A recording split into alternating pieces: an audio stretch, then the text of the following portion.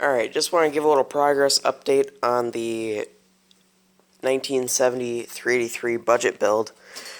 And I showed you guys last time I pulled the head off this side and did a little bit of cleaning. And you can see I've been over it and I've looked at it and there is a slight ridge.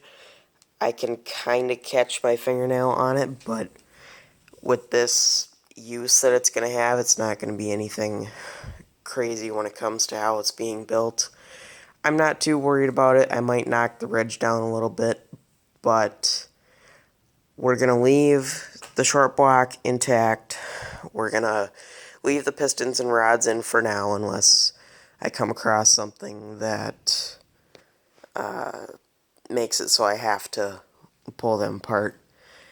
And I've got a bag of bolts from this head, which I took off.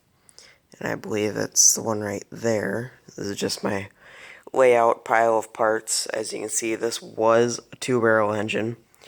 It is definitely not going to be a two-barrel engine when finished, but I did look at these heads a little bit. They are just a standard 906 head, but they look like they have fresh or relatively recently done valve springs.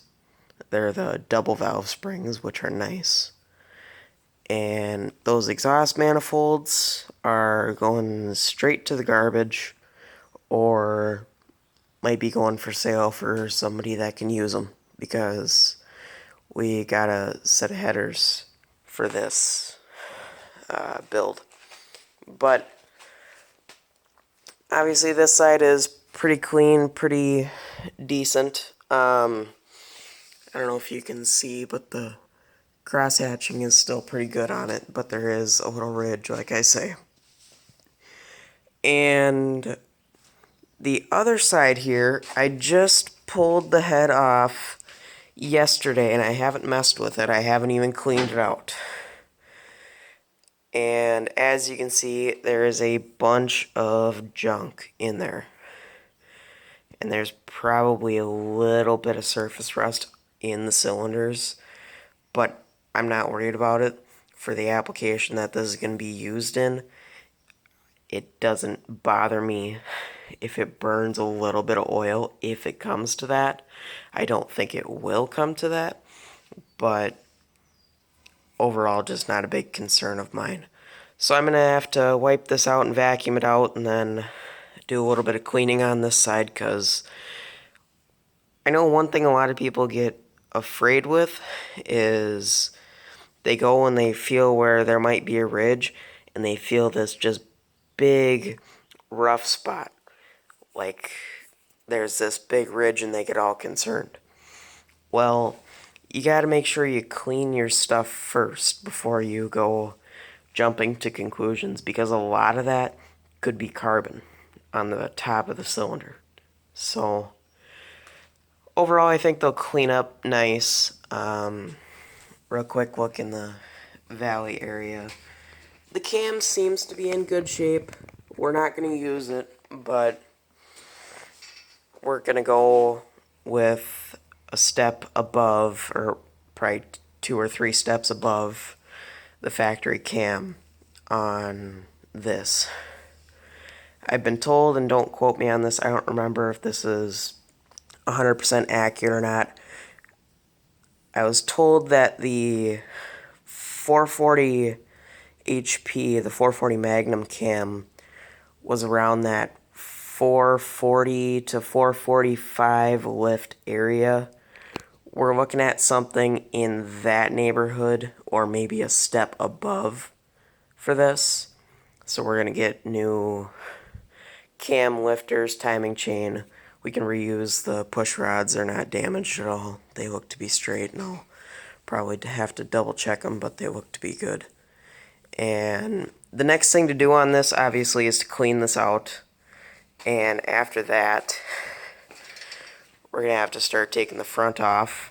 Have to take the water pump off, and we might take the balancer off just for painting purposes. And this will have a aftermarket, probably just a dual plane, maybe a single plane aluminum intake. And we're going to have to take the oil pan off. I haven't got that off yet. Motor mounts off, get those cleaned. And obviously new fuel filter, because I have no idea, or oil filter, my bad. I have no idea what happened to that. I've never seen one that bad before. And probably rebuild the oil pump and a few other things. But overall, not too much to worry about on this. Nothing scary. I know a lot of people, like I said, they take the head off and they see this and they just panic. Well, the engine turns over fine. It doesn't have any real problems. It does have a little ridge, so it probably has a few miles on it, but it's not a big concern. And then I do have a big block 727 transmission for this that was a kind of like a, I guess the best way to put it is a ran when parked sort of thing. It ran when pulled. It ran when it was pulled out of a car. It's also a 1970 date code, which is nice, but the application that this is going in doesn't really need it. In case you don't know, another build that's going on the channel right now is the 1971 satellite budget build patina, which goes hand in hand with this because this engine will be going into that car.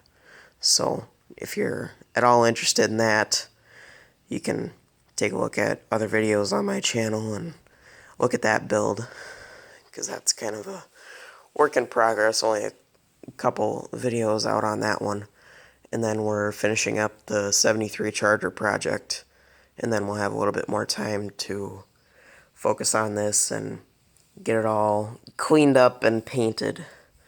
We're gonna go with the Hemi Orange paint on this.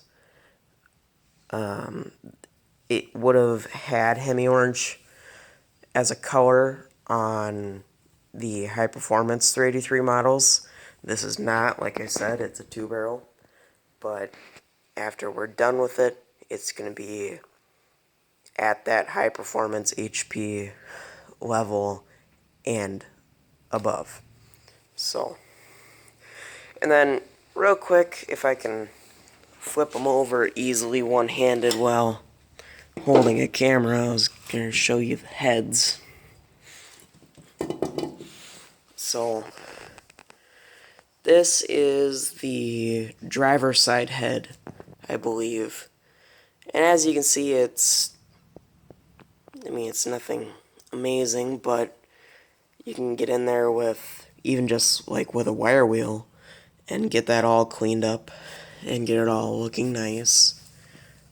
Exhaust ports seem fine. Or, no, my bad, the intake ports.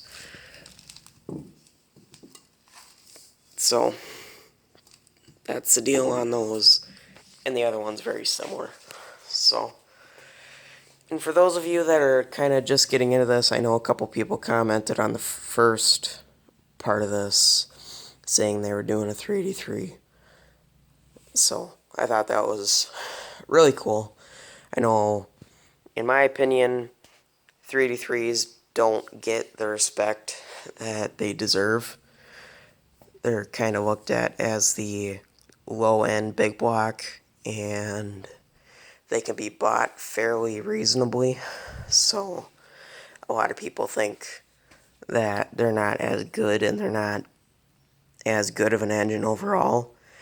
And it's not as much power as a 440, and it's not as much torque.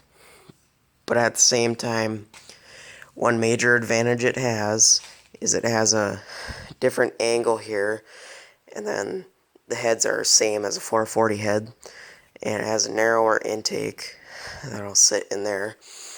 And overall, you have more room to access around here into the spark plug area and into around by your motor mounts and everything else. So it's kind of a convenience thing. But overall, I think that's pretty much it for now. and I'm gonna have to shut the camera off because I just keep on rambling. So that's it for now. I'll see you guys in the next one.